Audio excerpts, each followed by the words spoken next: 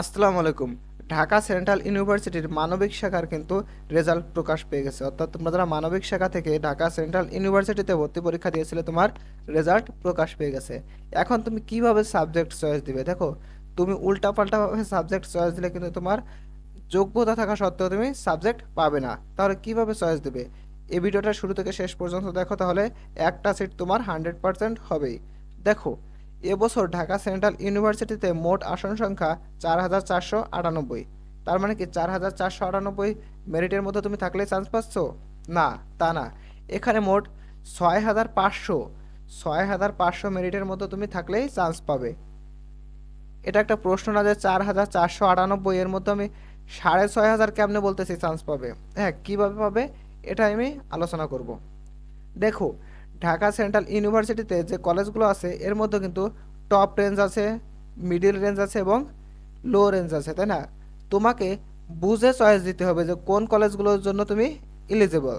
দেখো, তুমি জিপিএর ক্ষেত্রে পাচ্ছ 20 নম্বর, জিপিএর ক্ষেত্রে এসএসসি এইচএসসি মিলে পাচ্ছ কত? 20 নম্বর। এবং আর যদি তুমি 40 নম্বর পাও এক্সামের ক্ষেত্রে, এক্সাম দিয়ে যদি 40 পাও, টোটালে তোমার হচ্ছে কত? টোটাল হচ্ছে 60। এই 60 হয়েও কিন্তু তুমি ঢাকা সেন্ট্রাল ইউনিভার্সিটিতে একটা সিট পেতে পারো। আশা করি বুঝতে পারছো। এখন কিভাবে পাবে? দেখো, তোমাদের যাদের টপ আছে, অর্থাৎ তোমরা যারা টপ রেঞ্জের রেজাল্ট করেছো, অর্থাৎ 4,498 এর মধ্যে, তাই না? এর মধ্যেও তো তিনটা ভাগ আছে, টপ রেঞ্জ, মিডিল রেঞ্জ এবং লো রেঞ্জ, তাই না? যারা তোমরা 1500-র মধ্যে আছো, 1500, ঠিক আছে, 1500-র মধ্যে, তারা নির্দ্বিধায় ঢাকা কলেজ, তিতুমির কলেজ এবং ইডেন কলেজ, কি বলছি, ঢাকা, তিতুমির এবং ইডেন, এর মধ্যে তোমরা চয়েস দিতে পারো। এবং যে কোনো সাবজেক্ট, তোমরা একটা সাবজেক্ট পেয়ে যাবে, ভালো ভালো সাবজেক্টই তোমরা পাবে। এবং যাদের 1500-র মধ্যে নেই, এর পরে আছে, তারা ঢাকা কলেজে চান্স পাবে, ঠিক আছে, কিন্তু অবশ্যই তোমরা টপ রেঞ্জের যে সাবজেক্টগুলো আছে এগুলো চয়েস দিবে না, তাহলে তুমি কিন্তু 100% চান্স পাবে না। তুমি একটু লো রেঞ্জের সাবজেক্টগুলোতে চয়েস দিবে।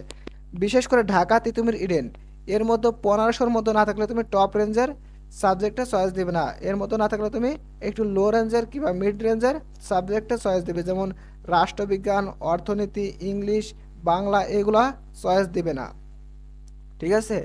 এরপরে দেখো, মিড রেঞ্জের মধ্যে আছে নজরুল কলেজ এবং বাংলা কলেজ, মিড রেঞ্জের মধ্যে নজরুল এবং বাংলা। তারপরে লো রেঞ্জের মধ্যে আছে তোমার সোহরাদ্দি এবং বদরুন্নেসা। তাহলে বুঝতে পারছো তোমরা কিভাবে চয়েস দিবে। দেখো, 1500 থেকে 3000, 1500 থেকে 3000 তারা কি করবে? মিড রেঞ্জেরগুলো চয়েস করবে, নজরুল এবং বাংলা। এবং যারা 3000-এর পর থেকে 6500, তারা অবশ্যই অবশ্যই অবশ্যই বদরুন্নেসা এবং সোহরাদ্দি চয়েস করবে। এবং এবং এখানে শুধু কলেজ চয়েস ম্যাটার করে না, এখানে তোমার সাবজেক্ট চয়েসটাও ম্যাটার করে। দেখো, অনেকে 6500 নাম্বারে আসো, সেও কিন্তু ঢাকা কলেজে চান্স পাইতে পারো। কিভাবে পাইতে পারো? তোমরা সাবজেক্ট চয়েসের ক্ষেত্রে যাদের রেজাল্ট খারাপ, তারা অবশ্যই, যাদের ক্ষেত্রে মনে করো তোমার সাবজেক্টটা মেইন, কলেজ মেইন না, তারা নিম্নমানের কলেজগুলোতে, অর্থাৎ লো রেঞ্জের কলেজগুলোতে চয়েস দিবে ভালো সাবজেক্টে। এবং যাদের ক্ষেত্রে কলেজ ম্যাটার করে, তারা নিম্নমানের সাবজেক্টগুলো চয়েস দিবে ভালো কলেজে।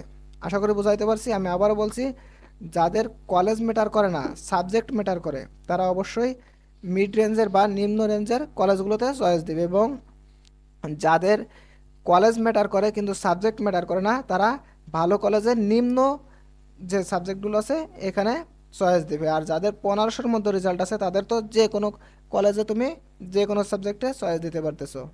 আশা করি বুঝাইতে পারছি।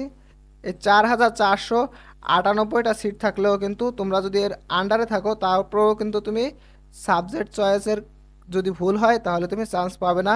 এমনকি ধরো তোমার 4,000 আছে, 4,000 তুমিও কিন্তু সাবজেক্ট পাবা না, কিন্তু 6,500-র একজন, 6,500-র একজন সাবজেক্ট পেয়ে যাবে, খালি একমাত্র এই সাবজেক্ট চয়েসের ক্ষেত্রে। এবং কলেজ চয়েসের সময় অবশ্যই তোমার যোগ্যতা অনুযায়ী তোমার সাবজেক্ট বা কলেজ দুটোই তোমার যোগ্যতা অনুযায়ী সিলেক্ট করবে।